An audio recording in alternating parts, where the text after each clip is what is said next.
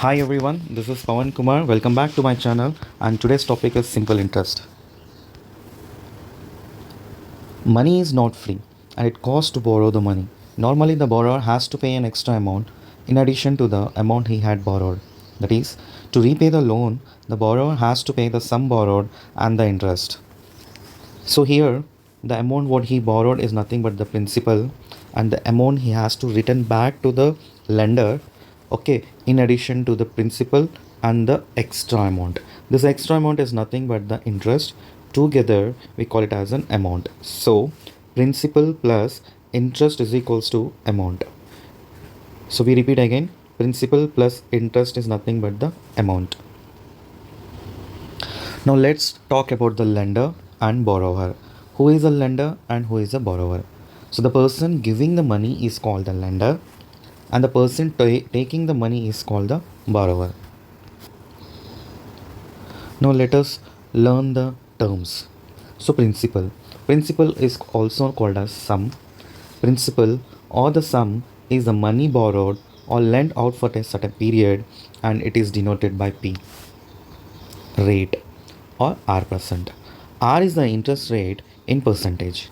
The rate at which the principal amount is given to someone for a certain time stands for the rate of interest.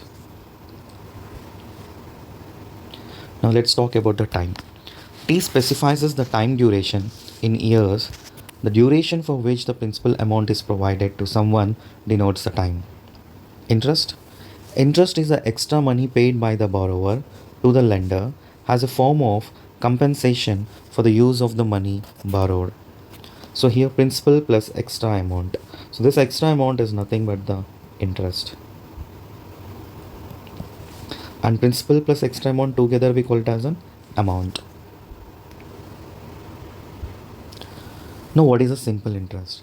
If the interest on a sum borrowed for a certain period is calculated uniformly, it is called simple interest. And what is amount?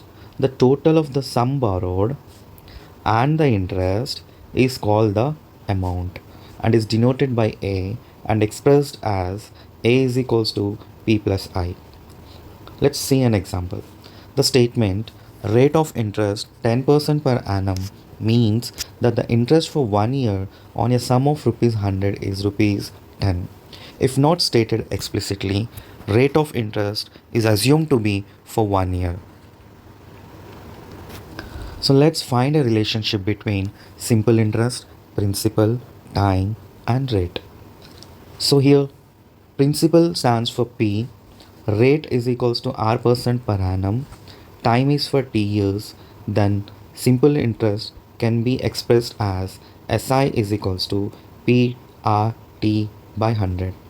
So, or you can remember this circle formula, that is simple interest into 100 is equals to PTR. So let's derive the following. Simple interest into 100 is equals to PTR. Now to write the P value, so we close this P and write the remaining. That is simple interest into 100 by T into R. So we write T into R. Now if you want to find the R value, just close this and write the formula. Simple interest into 100 by P into T. P into T. Now to write T value, so we close this and write the remaining. That is simple interest into 100 by, now since we close T, right, so what are the remaining? P and R. So this is P into R. So whenever you want to find the principal, use this formula. Whenever you want to find the rate of interest, use this formula. And whenever you need to find the time period, use this formula. A is equals to, as we already discussed that A stands for amount. Amount is nothing but sum borrowed, that is principal, plus interest.